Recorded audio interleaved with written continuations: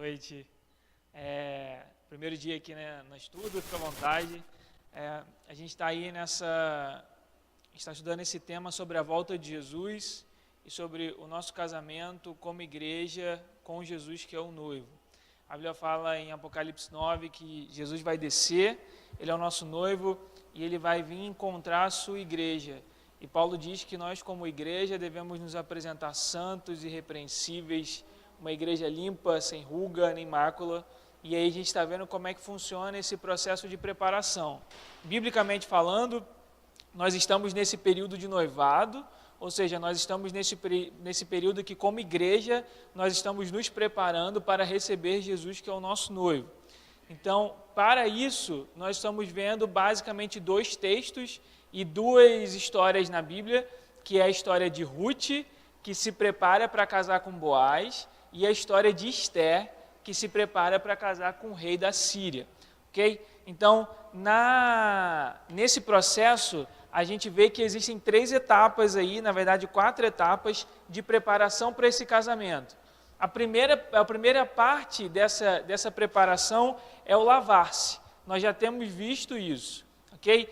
Junto nesse momento do lavar, vem a questão do se despir. Você só toma banho se você tira a sua roupa. Você só limpa se você tira a sua roupa. Ninguém toma banho de roupa.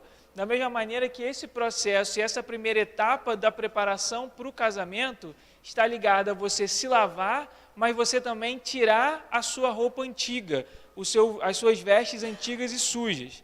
A segunda etapa dessa preparação é a etapa ligada à unção, que é você se ungir. As noivas, além de se vestirem, além de se lavarem, ou seja, além de se tirarem as roupas velhas, tomarem banho, elas também passavam por esse processo de unção. Esther, por exemplo, ficou 6 meses tomando um banho e mais 6 meses sendo ungida. A preparação de Esther para ela casar com o rei na Síria durou todo um ano, durou 12 meses no total. Da mesma maneira, Ruth, quando se preparou para casar com Boaz, ela também tomou banho, ou seja, ela se vestiu das roupas que ela usava e ela também se ungiu. Tudo está ligado a essa preparação para o casamento e tudo tem um significado. A terceira parte, a terceira etapa é o vestir-se. Então, primeiro você tira a sua roupa e você toma banho, você se lava. Depois você se unge, depois você se veste. Porque quando Jesus ensina a parábola do casamento, em Mateus 23, quando o pai do noivo, que representa Deus, ele chega na festa, ele pergunta para o amigo, quem deixou você entrar? Porque você não está vestido da maneira apropriada. Tinha uma pessoa na história que Jesus contava, que estava naquela festa de casamento, mas ela não estava vestida da maneira apropriada, ela não estava com vestes de casamento. Então, além de você tomar banho e se ungir, você precisa estar com vestes apropriadas. E a gente já viu isso quando eu expliquei aquela parábola de Mateus 23. Aquela parábola diz que esse casamento apropriado, essa roupa apropriada para o casamento são roupas limpas. Então está falando sobre santidade, está falando do que diz em Isaías 61, de você se vestir de justiça. Ou seja, quando você aceita Jesus, quando você confessa Jesus como seu Senhor e Salvador, você recebe vestes de justiça. Significa dizer que a culpa pelo seu pecado, ela é retirada de você. E aí você passa a se vestir com roupas de justiça. Você passa a se vestir com santidade. E por último, a última parte, a última etapa desse processo de casamento é deitar-se aos pés. O que significa isso? Quando Noemi fala para Ruth, vai lá e para você se casar com Boaz, ela vira e fala assim, se lava, se veste, se unge e deite aos pés de Boaz. O deitar aos pés de Boaz significa entrega, significa você esperar que o seu noivo te proteja e case com você. É a última fase desse casamento. Na vida de Esther, esse deitar-se aos pés foi ela ter ido até o rei e se apresentado a ele. Esther só foi escolhida para se tornar rainha de Assuero porque ela foi até ele e se apresentou como uma opção de noiva. Olha, dentre todas as mulheres do seu harém, eu sou a mais bela, e eu sou a que tem mais graça, eu sou a que me preparei melhor, e eu vou ser a melhor rainha. Então ela vai até o Assuero e se apresenta a ele, isso é o deitar-se aos pés. Foi a mesma coisa que Ruth fez com Boaz. ela vai até o Boaz, que estava dormindo, e ela literalmente deita aos pés de Boaz. Foi a mesma coisa que a mulher fez aos pés de Jesus. Ela não se ajoelha aos pés de Jesus e adora Jesus, e chora aos pés de Jesus, e seca os pés de Jesus com os próprios cabelos. É a mesma coisa, é você deitar-se aos pés, é uma representação de entrega, de submissão e de espera. Ok? Então, esse casamento aí tem 4 etapas, que é o lavar, o ungir, o vestir e o deitar. Os textos principais sobre casamentos, tudo eu só estou repassando o que a gente já viu nas últimas aulas. O texto principal sobre casamento anotem aí, é Ruth 3.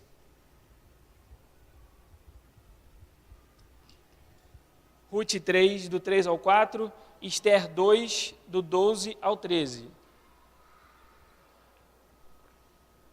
Então, esse primeiro momento do lavar, a gente vê que está ligado à limpeza e à santidade. Deixa eu fazer só uma observação.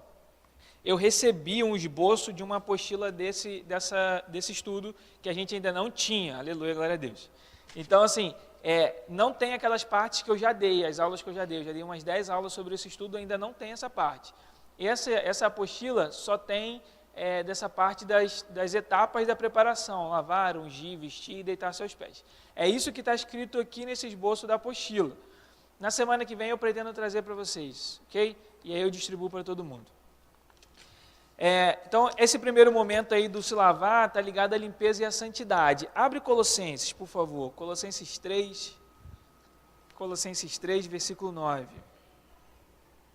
Além do se lavar, está ligado a um processo de você tirar suas roupas antigas. Aquilo que eu estava falando, ninguém toma banho de roupa.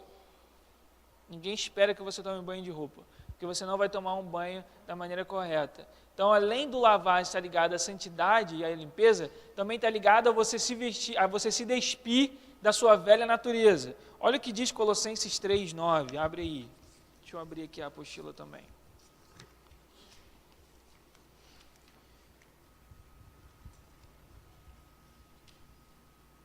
Colossenses 3, o 9 e o 10, diz assim: Não mintais aos outros, pois já vos despistes do velho homem com as suas ações, e vos revestistes de novo homem, que se renova para o pleno conhecimento, segundo a imagem daquele que o criou. Então Paulo vira e fala assim, olha, vocês já se despiram do velho homem, ou seja, das suas vestes velhas, das suas vestes sujas, da sua velha natureza, e quando vocês aceitaram a Cristo, vocês se vestiram do novo homem. Então, quando Jesus morreu na cruz, ele morreu na cruz em nosso lugar e nós morremos com ele.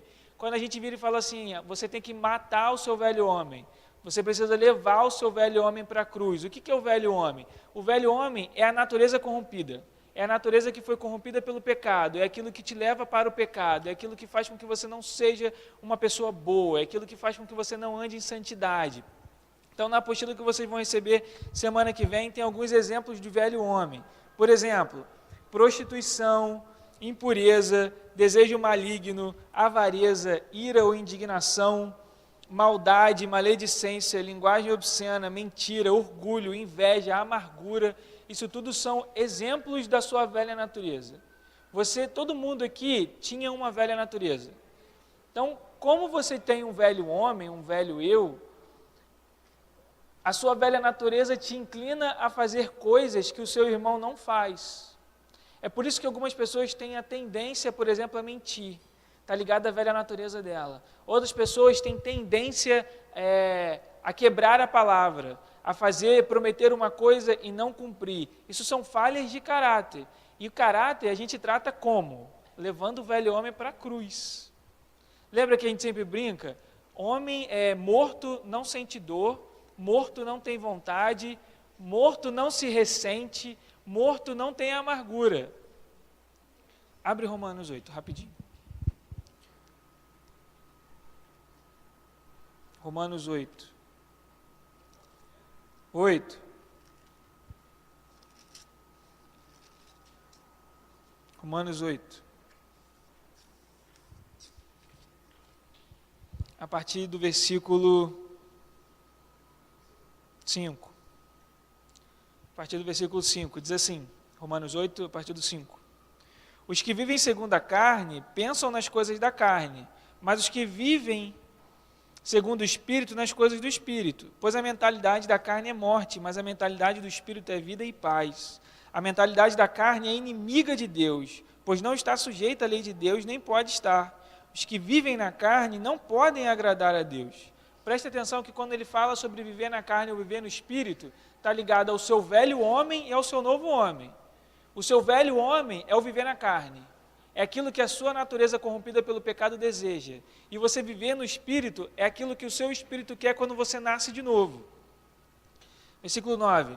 Vós, porém, não estáis sob o domínio da carne, mas do Espírito, se é que o Espírito de Deus habita em vós. Ou seja, vocês que são crentes, vocês que já nasceram de novo, vocês não estão sob o domínio da carne. Isso se vocês tiverem nascido de novo. Porque talvez vocês estão na igreja e vocês não nasceram de novo. Isso, infelizmente, é comum. Tem gente na igreja que se diz crente, que quando o cara do censo bate na porta lá, cada não sei quantos anos, qual é a sua religião? Ah, eu sou evangélico. Beleza. Tem gente que se apresenta para o cara do censo como, para o cara do IBGE lá, como cristão, mas não nasceu de novo. É exatamente isso que Paulo está falando. Se é que o Espírito de Deus habita em vós. Se Paulo estivesse falando na minha linguagem que eu estou falando se é que vocês nasceram de novo. Vocês que se identificam como cristãos, se é que vocês realmente nasceram de novo. O que mais tem é gente na igreja que se identifica como cristão, mas não nasceu de novo. Não tem o Espírito Santo dentro dele. Porque eles não vivem no Espírito, mas eles vivem na carne. Eles não são dominados pelo Espírito de Deus, mas eles são dominados pela própria carne. Ok? 9 de novo. Vós, porém, não estáis sob o domínio da carne, mas do Espírito, se é que o Espírito de Deus habita em vós. Mas se alguém não tem o Espírito de Cristo, não pertence a Cristo. Simples. Se Cristo está em vós, embora o vosso corpo seja mortal por causa do pecado, o Espírito é vida por causa da justiça. E se o Espírito daquele que ressuscitou Jesus dentre os mortos habita em vós, aquele que ressuscitou Cristo Jesus dentre os mortos, há de dar vida também aos vossos corpos mortais, pelo seu Espírito que em vós habita. Portanto, irmãos, somos devedores não à carne, para vivermos segundo a carne. Porque se viverdes segundo a carne, morrereis. Mas se pelo Espírito mortificardes as práticas do corpo, vivereis. O que são as práticas do corpo? São as práticas do velho homem. É o viver em pecado. É o viver afastado de Deus. É o viver alheio à vontade de Deus. É viver alheio àquilo que Deus estabeleceu na Bíblia como princípios para você. Você viver afastado nas coisas da carne é você viver alheio aos princípios de Deus, aquilo que Deus estabeleceu. 14. Porque todos os que são guiados pelo Espírito de Deus são filhos de Deus. Porque não recebestes um espírito de escravidão para vos conduzir ao temor, mas o espírito de adoção, pelo qual chamamos Abba Pai. Então, quando Paulo fala isso em Romanos 8, ele está falando sobre a diferença da velha natureza e para a nova natureza, do velho homem para o novo homem. Então, toda vez quando você passa por esse processo de casamento, quando você vai se lavar, você precisa abrir mão da sua velha natureza. Você abre mão da sua natureza antiga. E aí, quando fala sobre isso, sobre você lavar, antes de você se lavar, você tira a sua roupa. Esse processo de tirar a roupa é um processo de exposição de nudez. Ok? Quando você tira a sua roupa, você se expõe a Deus. Deus vai te conhecer na intimidade. Ele já te conhece, mas você faz isso de uma maneira consciente. Você expõe todas as áreas da sua vida. Aquilo que você tem orgulho e aquilo que você tem vergonha. Você expõe toda a sua dificuldade para Deus. Quando você faz isso, Deus vem e te cobre. Abre Isaías 61.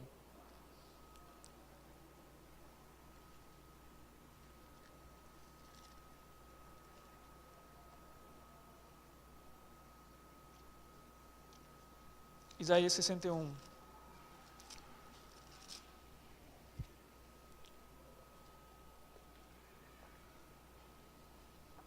Isaías 61, versículo 10.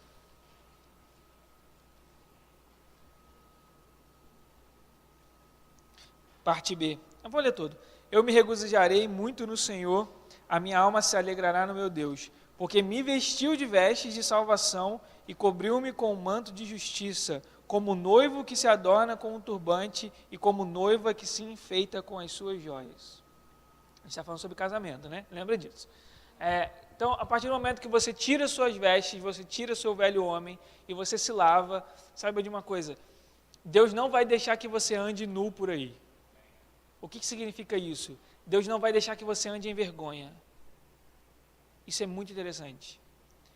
Deus como Pai e como Deus, Ele não vai deixar que você seja envergonhado. Se você se limpa, se você se despe da sua velha natureza, se você tira a sua roupa antiga e a sua roupa suja, Deus não vai permitir que você seja envergonhado. Deus não vai permitir que os inimigos riam de você. E lembra, quando eu falo inimigo, eu não falo de corpo, eu não falo de gente, eu estou falando de diabo, de demônio, ok? Então, às vezes, quando a gente fala assim, Deus não vai permitir que o seu inimigo ria de você, você pensa logo no seu desafeto, você pensa logo no seu concorrente. Não tem... Exato, Sabor de Mel, aquela música horrorosa. Não tem... É horrorosa aquela música. Não tem nada a ver, não tem nada... É horrorosa. Aquela Minha Vitória Tem Sabor de Mel, aquela música é horrível, aquilo ninguém devia cantar. Rômulo detesta. Aquela música é completamente errada. A pessoa que fez a música, ela não é crente. Não é crente. Porque aquilo ali está ligado à sua justiça própria. Márcia estava ensaiando para cantar, né, Márcia? No louvor, desculpa. Que bom. Entendeu? Não tem a ver com isso. Então, quando você se expõe a Deus, você expõe a sua vergonha a Deus, e você se permite passar por esse processo de limpeza, Deus não permite que você seja envergonhado, porque Ele não vai deixar que você ande sem roupa. Muito pelo contrário, Ele vai chegar e Ele vai fazer isso que está escrito em Isaías 61:10. Ele vai te vestir com vestes de salvação, com vestes de justiça. Não foi isso que Ele fez com Adão e Eva? Adão e Eva, quando eles fazem, eles pecam, eles percebem então que eles estão nus. Ou seja, eles passam a viver a vergonha. É mais do que perceber que eles estavam sem roupa, eles experimentaram a vergonha. É por isso que eles se esconderam. Você, caraca, estou sem roupa, preciso me esconder. Não, eles vivenciaram, eles experimentaram aquela vergonha. E aí, quando eles fazem isso, e eles vão até Deus, ou Deus vai até eles com misericórdia, o que Deus faz? Deus cobre a nudez deles. Deus não permite que eles fiquem nus. Da mesma maneira, você, quando você está se preparando para casar com Jesus, quando você abre mão da sua velha natureza, você tira a sua roupa e você se lava, Ele não vai permitir que você fique na vergonha. Em compensação, Ele vai te vestir com salvação. Exatamente isso que está falando. Então, além desse primeiro processo de você se lavar e você tirar a sua velha natureza, isso aqui eu tudo já falei nas últimas aulas sobre esse processo de lavar. A segunda etapa é a etapa do se ungir. Então, além de você tirar seu velho homem, a sua roupa antiga, de você se lavar, você vai precisar se ungir. E isso é interessante, a gente precisa olhar Esther. Abre Esther, capítulo 2. Esther, capítulo 2.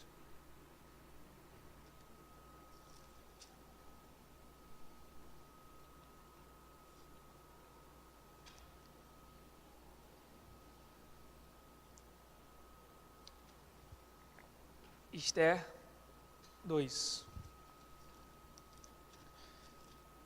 o 12 e o 13. Diz assim: antes de apresentar-se ao rei Xerxes, ou então a Assuero, depende da sua Bíblia, cada moça passava por um tratamento de beleza prescrito para as mulheres, com duração de 12 meses. 6 meses com óleo de mirra e 6 meses com perfumes e cosméticos, ou com óleo para as mulheres. Assim, quando se apresentava ao rei, a moça recebia tudo o que quisesse levar consigo do harém para o palácio do rei. Então, nesse período aqui, as mulheres prestavam, eram várias mulheres, era uma espécie de Miss Síria, né? Isso aqui é Pérsia, na verdade. É uma espécie de Miss Pérsia, e aí tinham várias mulheres que estavam nesse concurso de beleza para saber quem que Xerxes ou Assuero iria gostar mais. E esse tratamento, esse período de preparação para esse concurso durava 12 meses. Eram 12 meses de spa. A mulher não tinha criança para tomar conta. O quê? O marido tem que pagar a mulher para ir para o spa, que é bíblico, eu não sei disso. Eram 12 meses de tratamento de beleza, um verdadeiro spa, não tinha filho, não tinha fogão, não tinha casa, não tinha marido, não tinha nada, era um spa mesmo.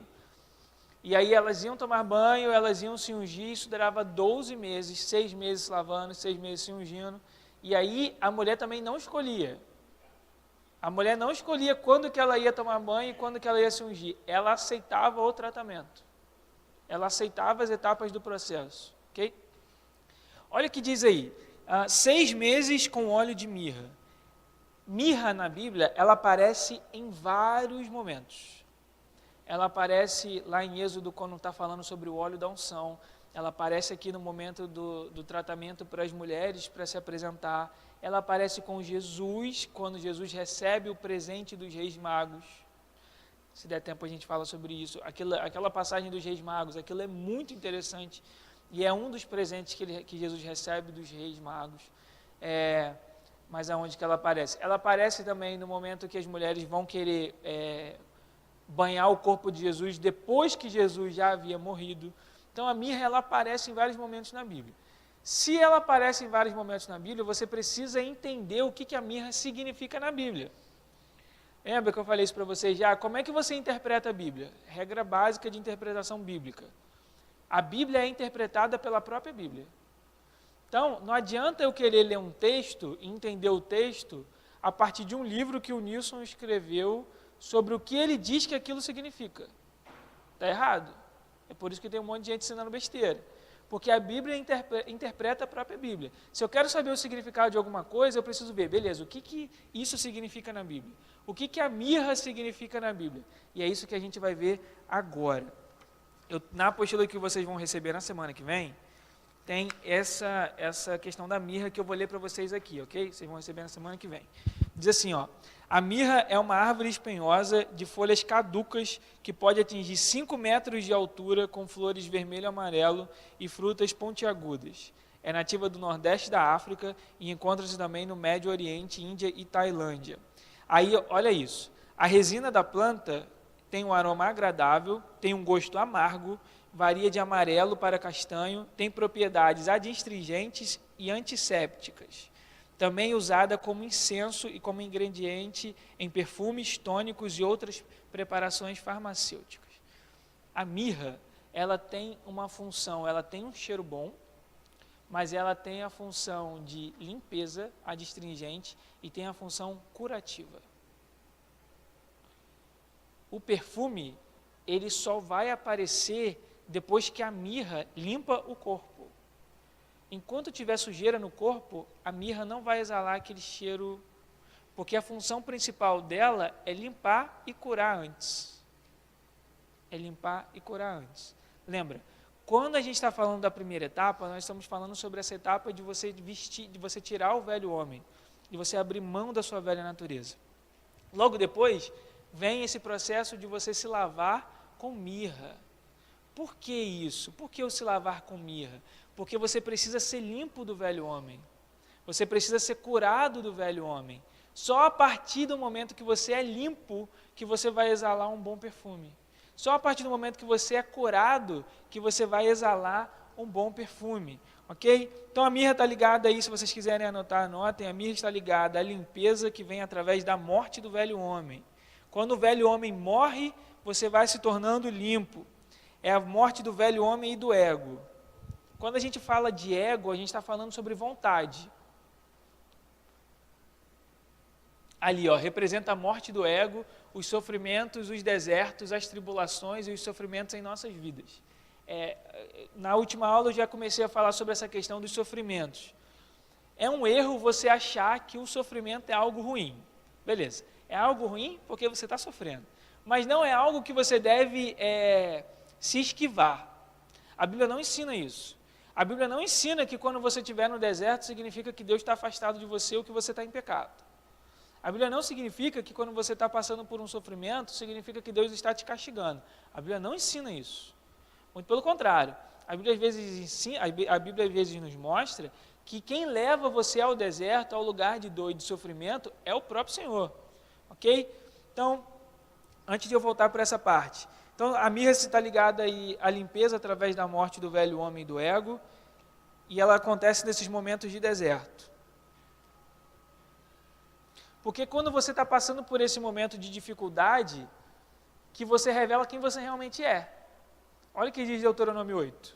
Abre em Deuteronômio 8. Esses ingredientes que estão ali, mirra, canela, cássia, cálamo e azeite, isso aí são os ingredientes para fazer o óleo da unção. A gente vai ver isso mais para frente.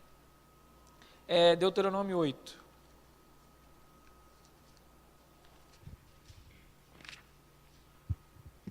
Deuteronômio 8.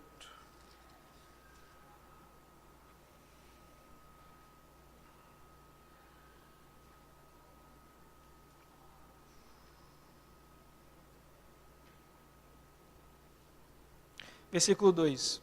Olha o que diz isso aqui, para você nunca mais reclamar e achar que você não é, que você é bonzinho, presta atenção nisso, para você nunca mais achar que você é bonzinho demais para passar por um momento de deserto. Porque às vezes quando você passa por um momento de deserto, aí você pensa, mas poxa, mas eu sou um bom cristão, eu dou meu dízimo, eu dou oferta, eu trabalho na igreja, eu oro, eu leio a Bíblia, eu vou para os estudos com Tales, aquela coisa toda. Por que eu estou... isso aqui vale mais do que tudo. Por que eu estou passando por isso? Porque é um suplício, entendeu? Por causa disso. É um perrengue. Por que eu estou passando por isso? Eu sou bonzinho demais para passar por isso. Olha o que Deus fala para Israel em Deuteronômio 8, versículo 2. E te lembrarás de todo o caminho pelo qual o Senhor teu Deus tem te conduzido durante esses 40 anos no deserto. Por quê? A fim de te humilhar e de te provar, para saber o que estava no teu coração, se guardarias ou não os seus mandamentos. Sim, ele te humilhou, te deixou ter fome e te sustentou com um maná que nem tu, nem teus pais conhecias, para que entendesses que o homem não vive só de pão, mas de tudo o que sai da boca do Senhor, disso vive o homem.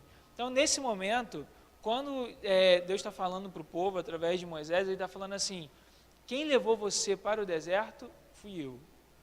E eu levei para saber o que tinha dentro de você.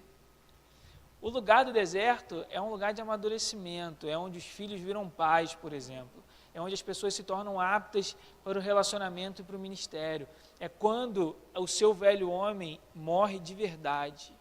É quando todo o seu ego, todas as suas vontades, todas as suas opiniões morrem, porque é nesse lugar que Deus limpa com mirra. A mirra entra nesse momento. A mirra está ligada a sofrimento, à dor, à tribulação, a deserto. É nesse momento que a mirra faz efeito.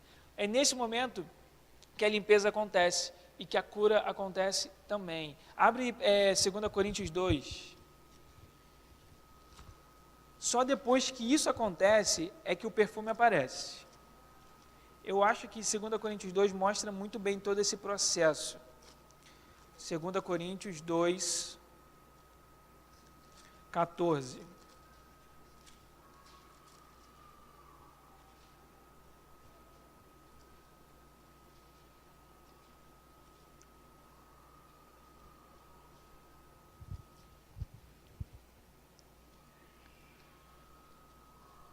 Segunda Coríntios 2:14. Mas graças a Deus que em Cristo sempre nos conduz em triunfo e por meio de nós manifesta em todo lugar o aroma do seu conhecimento. Porque para Deus somos o bom aroma de Cristo, tanto entre os que estão sendo salvos como entre os que estão perecendo. Nesse momento, nesse processo, quando você aceita que o seu velho homem morra, quando você aceita ser levado para a banheira, para ser ungido e lavado com mirra, nesse momento, depois que você é limpo, aí sim você passa a exalar o bom perfume. Mas para isso você precisa aceitar o processo. Como é que você aceita esse processo? Você aceita esse processo quando, por exemplo, você se deixa corrigir pela palavra de Deus. Você aceita esse processo quando você permite que os seus líderes, os pastores, corrijam você pela palavra de Deus. Você aceita esse processo quando você aceita ir para o deserto. Quando Jesus ele é batizado por João Batista, logo depois ele recebe o Espírito Santo e o Espírito Santo Deus guia ele até o deserto. Jesus aceitou ir para o deserto. João Batista aceitou pregar no deserto. João Batista podia ter ido pregar a mensagem dele em qualquer outro lugar, mas ele aceitou ir para o deserto. O povo de Deus, na saída do Egito, eles aceitaram ir para o deserto. Existia um momento com a revolta de Corá e a rebelião de Corá, que eles quiseram voltar para o Egito. O que aconteceu? Ou seja, eles não quiseram respeitar o processo. Eles não quiseram aceitar o processo de passar pelo deserto. O que aconteceu? O que aconteceu com eles? Todos morreram. Todos morreram. Deus matou todo mundo. Porque ou você aceita esse processo, ou a sua evolução em Deus não vai acontecer. Como é que eu explico isso de uma maneira... Ou você aceita isso, porque quando as pessoas não aceitam o processo, elas não aceitam o processo porque elas se acham boas demais. Elas já se acham limpas. Elas já se acham maduras. Só que isso é ego. Se você já se acha bom demais, significa que o seu velho homem não está morto. Isso já é o principal sinal de que o seu velho homem está vivo dentro de você, cara. Quando você olha para outra pessoa e você não consegue reconhecer Deus nela. Ah, mas a Márcia vai me corrigir com isso? Quem é a Márcia na fila do pão para me corrigir disso? Mas a Márcia tem o Espírito Santo morando dentro dela. Ela pode me corrigir. A gente anda junto para isso. Agora, quando eu não consigo reconhecer Deus na Márcia, significa que o meu ego está vivo. Se o meu ego está vivo, o meu velho homem também está. E aí, quando você não aceita esse processo de ser levado para o deserto, de ser limpo, você não evolui em Deus. Então, às vezes, você deseja, por exemplo, fazer ministério, você deseja que Deus te use, você deseja isso, você deseja aquilo. Cara, não vai acontecer, porque você não respeitou o processo. É igual gente que quer ser pai dos outros, mas não aceitou o processo nem de ser filho. Isso é um problema. A gente conhece várias pessoas assim, né? Como a gente está há muito tempo com esse negócio de igreja, a gente percebe isso. A pessoa entra aqui, mas ela não aceita correção, ela não aceita conserto, ela não aceita limpeza. O que ela faz? Ela sai. Mas aí, quando ela sai, ela já quer ser pai de outros. Só que é no deserto que os filhos se tornam pais. Foi no deserto que Deus fez Moisés ser pai. Foi no deserto que Deus fez João Batista ser pai de outras pessoas. Foi no deserto que Deus preparou Jesus para que Jesus tivesse discípulos. Até Jesus passou pelo processo, cara. A gente também passa. Ok?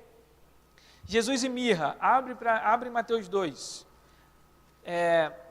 A mirra é uma figura, como a gente está vendo, é uma figura importante na Bíblia. A gente precisa entender o que significa e nos exemplos, né? Nos textos básicos. Então, abre Mateus 2.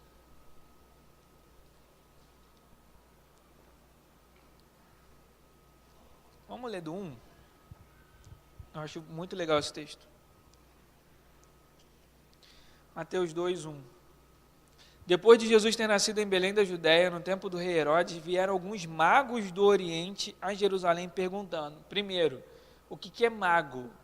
Mago, às vezes a gente vira e fala assim, caramba, mas a Bíblia fala contra a feitiçaria e aqui está falando de mago que reconheceu de Jesus e tudo mais. Os magos na Bíblia, eles nada mais são do que sábios. Os sábios, os mestres, aquilo tudo, antigamente eles eram chamados de mago. Por exemplo, Daniel, o profeta, ele foi chamado de chefe dos sábios ou de chefe dos magos.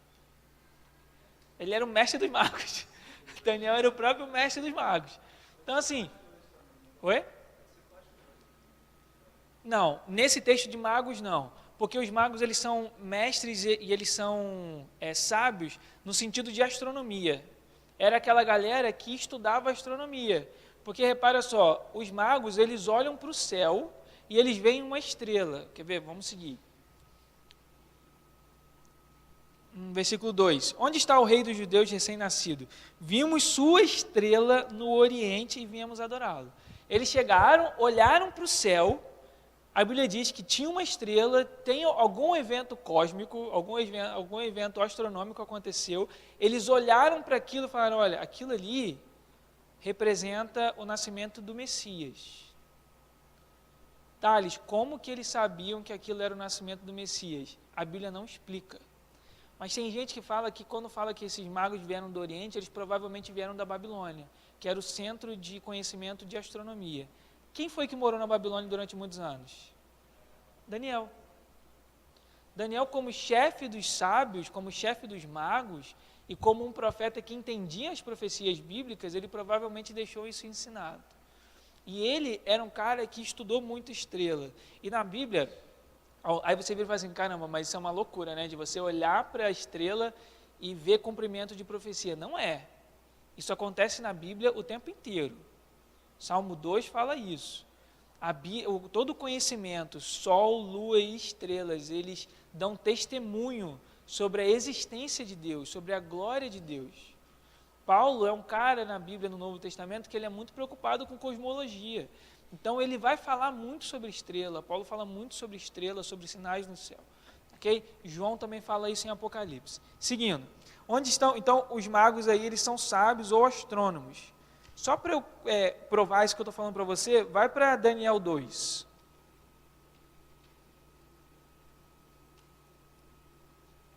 Daniel 2, versículo 48.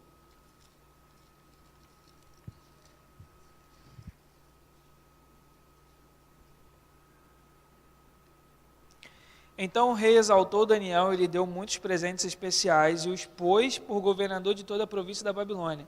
E também o fez chefe principal de todos os sábios da Babilônia, ou de todos os magos. Era a galera que eram os cientistas da época, quem estudava astronomia. Okay? Então esse mago aí não é um feiticeiro, um macumbeiro, uma espécie de mago que faz feitiçaria não, ok? Onde está o rei dos judeus recém-nascido? Vimos sua estrela no oriente e viemos adorá-lo. Isso aqui fala em Salmo 19 também, tá? Sobre essa questão de estrelas que dão testemunho da essência de Deus.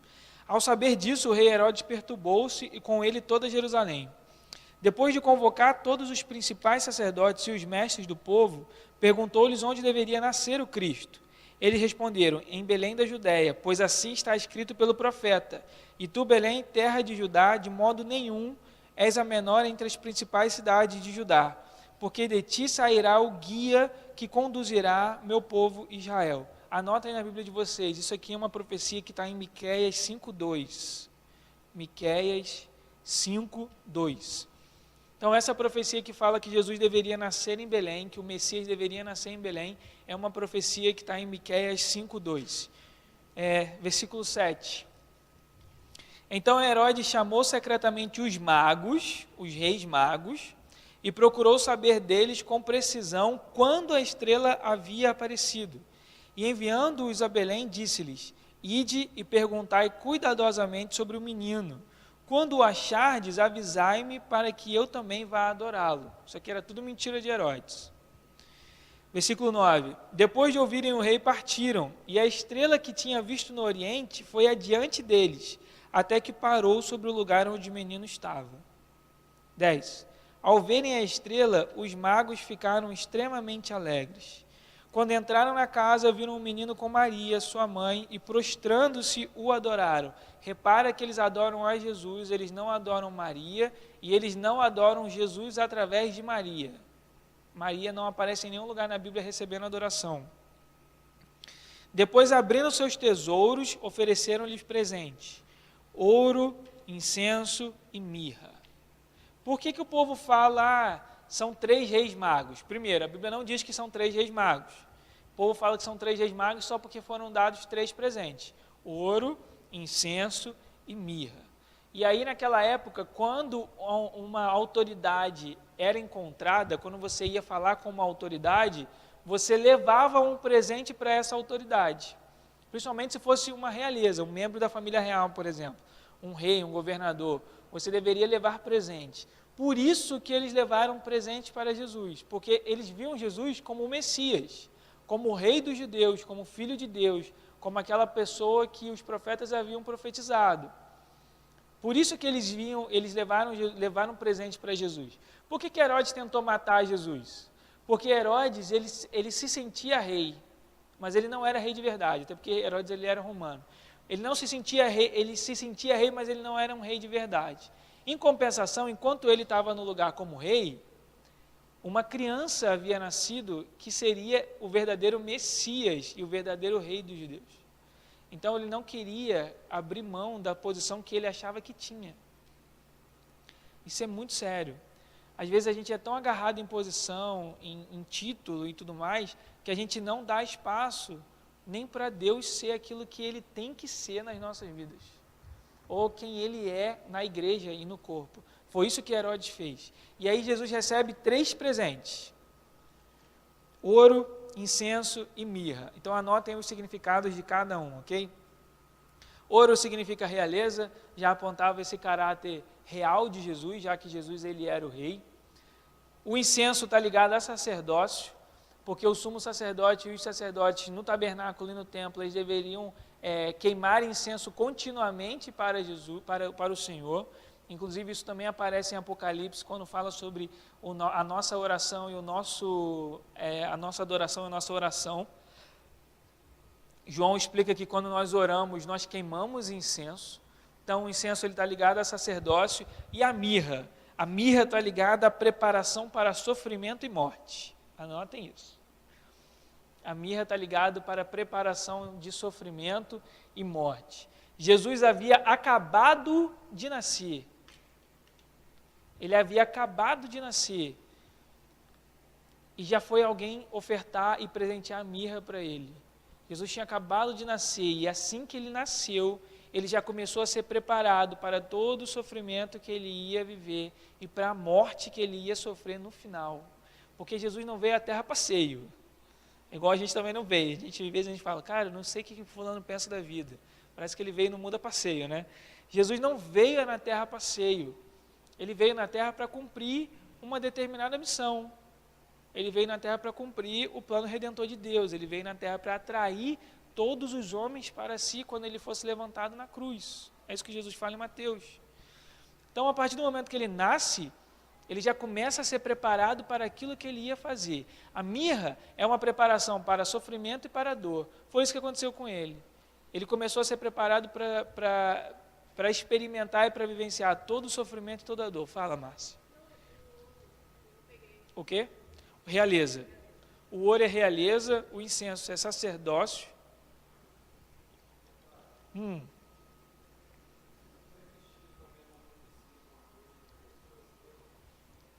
Já existia. Eu anotei, mas eu não anotei nessa Bíblia, por isso que eu olhei aqui agora. Mas tem uma profecia do Antigo Testamento que fala que do céu haveria um sinal de que o Messias estava chegando. Eu trago na semana que vem. Se eu não me engano, é Isaías. Eu não me engano, mas tem sim. Deixa eu ver se está na... Márcia, não. Eu vou olhar depois para você. Eu não sei se está na minha outra Bíblia, porque eu trouxe 2 Bíblias. Eu não sei se está na outra Bíblia, mas tem sim essa profecia. Até porque, por que a gente acha que esse pessoal veio da Babilônia? Porque Daniel já teria acesso a esses textos. E quando Daniel teve acesso a esses textos, inclusive Daniel sabia esse período de exílio e tudo mais. Quando Daniel estudava aquilo, ele passou isso para os outros magos, ele passou isso para os outros sábios. Então, quando eles viram no céu, aí tem a discussão, se é realmente uma estrela natural, ou se foi uma coisa espiritual, não importa. Não importa se foi, por exemplo, uma conjunção de planetas que nunca aconteceu. Eles nunca tinham visto aquilo naquele período de tempo de vida deles. Não importa. Porque em Êxodo, por exemplo, quando o povo ele é guiado no deserto, eles são guiados por uma coluna de nuvem de dia e uma coluna de fogo de noite. Aquilo não é nada natural. Aquela coluna que guiou o povo no deserto era completamente espiritual. Então, nada impede que essa estrela também seja um sinal completamente espiritual. Nada impede. Ok? Então, ouro é realeza, incenso é sacerdócio, mirra é preparação para o sofrimento. Então, a mirra ela é amarga, ela é ardente, ela produz perfume. Então, ela representa todo esse sofrimento e dor no deserto, ok? A partir do momento que você sofre no deserto, durante esse processo de limpeza e de morte do velho homem, depois que você sofre, é que você vai passar a exalar o bom perfume de Cristo. Abre 2 Coríntios, por favor. Oi? Já sabiam, até porque o anjo já havia aparecido. O anjo já havia falado com Maria, Deus já havia falado com José, eles já sabiam. Cara, assim, eu não sei se eles sabiam a dimensão do negócio. Eu sei que eles sabiam que aquilo ali não era filho deles, que aquilo ali era o próprio Filho de Deus. Ali eles sabiam. Ali eles sabiam. Logo depois disso, Jesus ele vai se perder naquela multidão, né? Jesus já grande, voltando do recenseamento, porque ele estava no templo pregando com os mestres. Aquele texto é sensacional de Lucas, né? E aí ele está no templo pregando e debatendo com os mestres. Ali Jesus fala para eles, mas espera aí, por que vocês estão preocupados? Vocês não sabem que a mim importa tomar conta dos negócios do meu pai? Então Jesus vira e fala assim, não esqueçam do porquê que eu vim. Não se percam no caminho.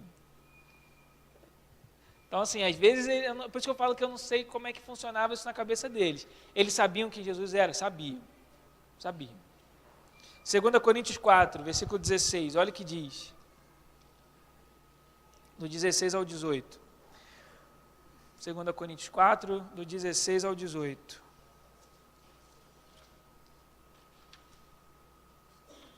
Segunda Coríntios 4, 16 ao 18. Por isso não nos desanimamos, ainda que o nosso exterior esteja se desgastando, o nosso interior está sendo renovado todos os dias. Diz amém. Muito bem, aí, beleza. 17. Pois nossa tribulação leve e passageira produz para nós uma glória incomparável de valor eterno. Pois não fixamos o olhar nas coisas visíveis, mas naquelas que não se veem, pois as visíveis são temporais, ao passo que as que não se veem são eternas. Esse versículo aqui representa todo esse processo de mirra. Versículo 17 com calma. Pois a nossa tribulação, deserto, dor, limpeza, morte do ego, leve e passageira, produz para nós uma glória incomparável. O processo da mirra não é assim? Primeiro é ruim, porque limpa, cicatriza, morte do ego, morte do velho homem. Depois que a mirra faz todos esses efeitos, o que acontece? O bom perfume aparece. É exatamente esse processo que Paulo está falando aqui em 2 Coríntios. Pois nossa tribulação leve e passageira produz para nós uma glória incomparável de valor eterno. Primeiro é aquela coisa ruim da tribulação. Depois é aquela coisa boa do peso de glória que é eterno. Esse é o processo da mirra. Primeiro dói, primeiro é incômodo, primeiro é ruim de você tirar suas vestes, de você expor a sua vergonha. Mas quando você faz isso, o segundo momento desse tratamento é perfume agradável de Cristo. É peso eterno de glória. Então nunca fujam dessa questão do deserto. Nunca se achem bons demais para passar pelo deserto. Não faz isso. Não. Pessoas que viveram no deserto, se quiserem anotar, anotem. Israel viveu no deserto. Elias viveu no deserto. Cara, Elias foi o maior profeta vivo. Talvez. O cara foi extremamente usado por Jesus, por Deus. E ele viveu no deserto. Ele ficou um tempo no deserto sendo alimentado sobrenaturalmente. Elias que foi o cara que mesmo que ele não morreu. Isso é sensacional. E ele viveu no deserto. E ele aceitou o processo de viver no deserto. Daniel, ele viveu no deserto. Que deserto foi esse? Não foi um deserto natural. Mas ele viveu no exílio. Ele foi levado cativo. Provavelmente Daniel foi feito eunuco, né? Ele foi esterilizado quando ele foi para a Babilônia. Ele viveu no deserto, ele não viveu o deserto natural, mas ele viveu no cativeiro. Eu nunca fui para a prisão. Talvez vocês também não. Nunca nem andei no carro da PM, nem camburão, nada do tipo. Daniel fez isso tudo, ainda foi esterilizado. Ele viveu no deserto. João Batista viveu no deserto, Jesus viveu no deserto. Porque no deserto é esse período de transformação. Inclusive em Apocalipse, quando tem um texto que fala sobre a noiva, ela é sustentada no deserto. Quando a gente fala de tribulação, e vocês sabem disso, quando a gente fala sobre arrebatamento, na minha cabeça, biblicamente, a igreja vai estar aqui nesse período de tribulação. A gente vai passar pelo deserto, de perseguição, de não ter liberdade. Se você se acha bom demais, presta atenção nisso, se você se acha bom demais para o deserto, quando o deserto chegar, a gente vai se ofender com Deus. A gente vai falar assim, mas cadê Deus? Cadê Jesus? Por que a gente está passando por isso? Nós não somos igreja? Isso é uma coisa muito errada de você pensar de que você não pode passar pelo deserto. Todo mundo passa, irmão. Vai que você vai passar também. A Adélia Prado, que é uma escritora brasileira, ela vira e fala assim, eu estava vendo uma entrevista dela nessa semana, naquele Roda Viva do Cultura, e aí ela vira e fala assim, fugir da dor é uma perda de tempo. Olha que loucura, fugir da dor é uma perda de tempo. E aí ela fala, caraca, isso aí é Bíblia. Ela nem sabe, né? Mas é Bíblia. E ela fala assim, fugir da dor é uma perda de tempo. E ela estava falando sobre o livro de autoajuda, ela é escritora, ela estava falando, eu tenho horror ao livro de autoajuda, porque o livro de autoajuda faz com que a pessoa fuja da dor dela. Ela tem que encarar a dor dela, porque se ela não encara agora, ela vai ter que encarar na frente. E ela deixa de aprender no processo. E é exatamente isso o deserto, cara. Deserto, a dor, ela é um processo de aprendizado. Todos esses homens de Deus, mulheres de Deus passaram pelo deserto. Cara, Ruth passou por um deserto sinistro. Moisés passou por um deserto sinistro. Esté passou por um deserto. José passou por um deserto. José foi, cara, coitado de José, né? José sofreu. José foi vendido, foi rejeitado pela família. Foi trabalhar na casa do cara, passou por uma calúnia, teve que fugir, foi preso. Entendeu? Ajudou o cara na prisão, foi esquecido pelo cara que ele ajudou na prisão. Tudo aquilo ali estava preparando José para ser pai. E ele é um patriarca. Graças a José que Israel hoje vive. A nação, ele é patriarca. Ele é. Graças a José que hoje Israel vive. Porque se não fosse por ele, Israel teria morrido de fome. A família de Jacó teria morrido de fome. Deus usou ele para sustentar a família, para que hoje a nação, o país Israel existisse. Então foi no deserto que José deixou de ser filho para ser pai. Amém, gente? Não fujam do deserto. Fugir da dor é perda de tempo. Aprendam, se não quiser ouvir de mim, ouçam da Adélia Prado. Vamos ficar em pé?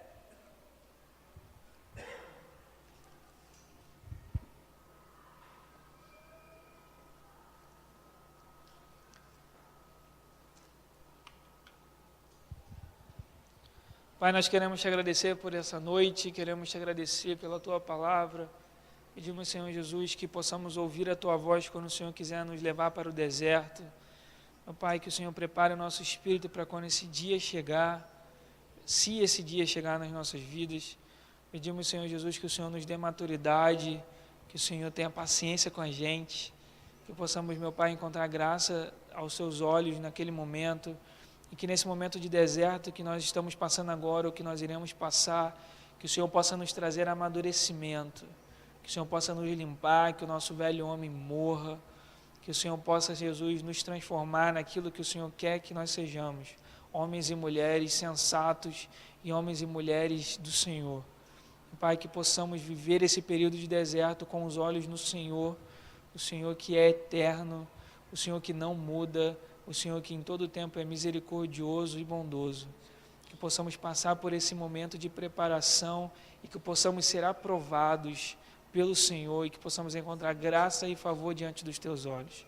Meu Pai, te pedimos por esse culto que vai começar daqui a pouco, pedimos, meu Pai, que a tua palavra flua com liberdade, pedimos, Senhor Jesus, que o teu evangelho tenha total e pleno alcance nas vidas que as pessoas que vão vir aqui hoje. Pedimos, Senhor Jesus, que possamos te prestar esse culto racional, que o Senhor seja o centro da nossa adoração, o Senhor seja o centro da nossa oração, que o Senhor seja o herói das nossas pregações, que tudo seja feito para o Senhor. Em nome de Jesus, meu Pai. Amém.